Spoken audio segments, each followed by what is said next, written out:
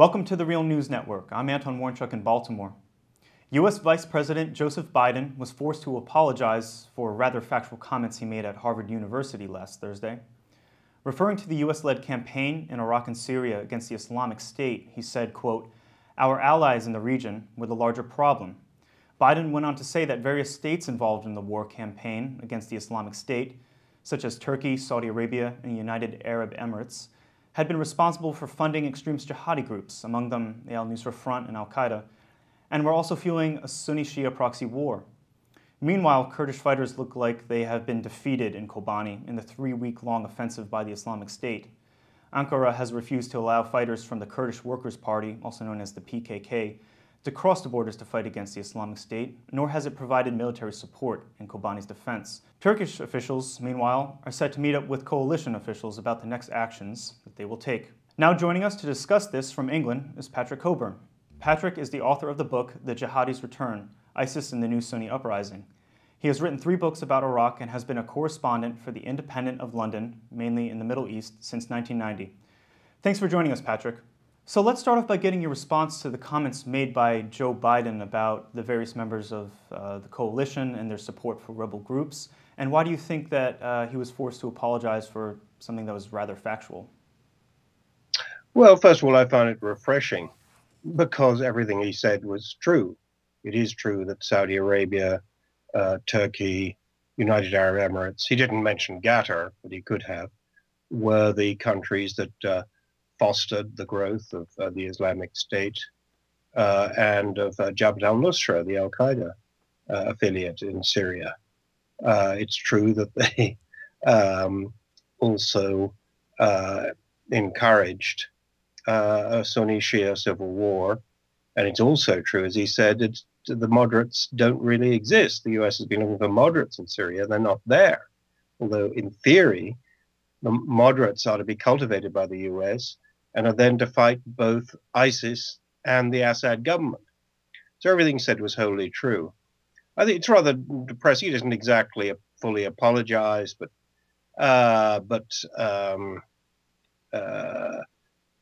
he rather retreated from what he said. But I think that just as he was speaking, the consequence of pretending that the coalition against ISIS, made up of people who created ISIS, is so unwieldy and contradictory that it isn't going to achieve anything. And we see that today with the what appears to be the impending fall of Kobani, this Kurdish town on the Syrian border, and something that people haven't really noticed, which is ISIS has also won big victories in western Iraq. It's taken most of Anbar province. This is an enormous province that makes up about a quarter of Iraq, and is now just on the western approaches of Baghdad. So what does all this mean? It means really that the policy that Obama put forward, that he would seek to degrade and destroy ISIS, and the means would be airstrikes, has fallen apart, and fallen apart very quickly. Well, maybe one could also make the counter-argument that the reason why Kobani fell is because Turkey didn't offer any military support for the Kurds in their fight against Islamic State. Yeah, this is true, but I mean, that is sort of what Biden was saying, which was that this alliance of countries is an alliance of people who have previously had either close relations with the jihadis, but certainly acted in ways which encourage them to grow. And what about the Turkish parliament authorizing force against the Islamic State in Syria? Why now? I suppose it opens up an option for them to do anything, but it's not quite clear what they're going to do. I mean, I think that it's such a messy, complicated situation. But the thing I think that people need to take on board is that ISIS is not being degraded, certainly not being destroyed, Actually, it's not even being contained. It's expanding in both the east and the west. Once they've taken Kobani, they've cleared the whole way between Mosul, which second biggest city in Iraq, which they took on the 10th of June, and Aleppo, which they're just on the outskirts of Aleppo, which is the biggest city in Syria. So the ISIS, the Islamic State, the caliphate that everybody mocked, is growing in size and strength. It's not being diminished. And in terms of Syria, it was recently reported that Iraqi Prime Minister al-Abadi sent an envoy to Assad to assure him that he wouldn't be a target for any of this during any of this war campaign. Do you think this can be taken seriously?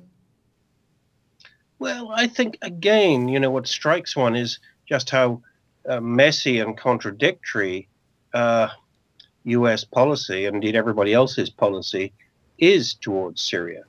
It's perfectly obvious that if you effectively attack ISIS, the Islamic State, and the main opponent of that state is the Syrian government, you will just have helped the Syrian government. There's no way you can avoid this. And it's absurd, that people even discuss it. If you aren't helping Assad by attacking the Islamic State, then you're not attacking the Islamic State very effectively, which turns out to be true. I mean, Kobani is just falling as we speak, and U.S. airstrikes weren't able to prevent that. They don't seem to have been very frequent, and they don't seem to have been very accurate. And probably one reason why ISIS decided to take Kobani, I think, was to win an extra victory, to show that the airstrikes had not weakened them, and they could still win on the battlefield, and they've just done that. So this is really quite a defeat for the administration in Washington, and quite a victory for ISIS. And it also seems to be the case, and the same in the Al-Anbar province in Iraq, which seems to also be totally controlled, at least huge parts of it, by the Islamic State. Yeah, there are a few islands of Iraqi army control. There are a few tribes that are allied to them. But over the last month or so, really without any attention by the media, and I think very little by foreign governments, the Islamic State has taken over places. They took a city called Hit, which is in Anbar. They've been taken over most of Ramadi, which is the capital of Anbar province. They're moving towards West Baghdad. Now, in the past, we've always said, oh, well, they can't take Baghdad, but it's a mostly Shia city. It's a city of 7 million people. The Iraqi army has tens of thousands of men there. There are militias there. But, what we've seen over the last month is that the Iraqi army is just as much of a wreck as it was when it lost northern Iraq in June. So things are not getting better. Do you think it's worth having a debate about military strategy? Yeah, I think that, people should think. I think the Pentagon certainly has thought about this. It's fairly obvious that in Syria, they need real allies on the ground, not pretend allies. And the people who are mostly fighting the Islamic State are the Syrian army, the Syrian Kurds, Hezbollah. They don't have to, sign treaties with these people, but they need a degree of cooperation that they can effectively act against the Islamic State.